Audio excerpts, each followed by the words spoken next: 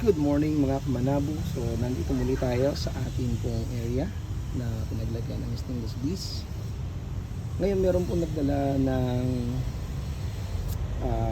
bees dito from other bee farm. So nung pinakita sa akin, medyo nagdududa ako kung maganda ba yung condition niya. Dahil through the entrance pa lamang makikita natin kung goods pa siya or hindi. So, makikita nyo mga entrance nila is almost closing. So, dahil po closing to, ang ibig sabihin po nito, hindi maganda ang condition sa loob.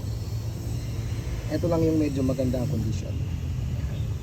Tapos ito, nagdududa pa rin ako sa loob kasi hindi ko siya mabuksan dahil nakapakot mismo doon sa taas. So, hindi katulad nito na pwede siyang buksan. So, makikita nyo yung nasa loob.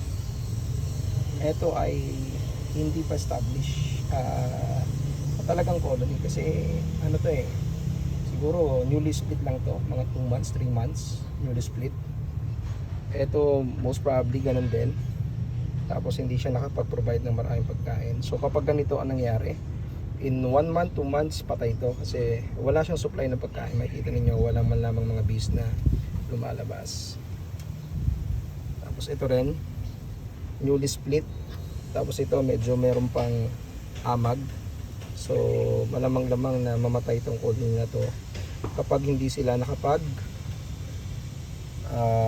forage dito. Ito medyo maganda na konti yung kanyang build up ng propolis, pero there's no enough food for them to survive sa bagong location. So I think this is not a good colony. So I'm a little bit sad na merong ganitong colonies na nabenta po dito sa lugar na ito. So hopefully sa susunod bago po kayo bumili ng mga colony, magpa-send kayo ng picture ng colony na ipapadala para makasigurado kayo na yung colony ninyo ay na mabibili ay maganda. So yung mga binili kong mga dinala kong colony dito ay puno ang ilalim, puno ang taas, at talagang well established sila. So pag ganito ang colony, mga kamanabo, medyo delikado ito.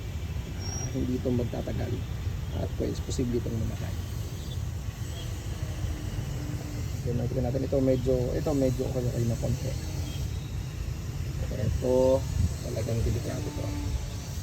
So mamaya bibisit natin yung another site na mayroong mga kasamang ganito. Makikita natin kung ano yung colony nila. Lamang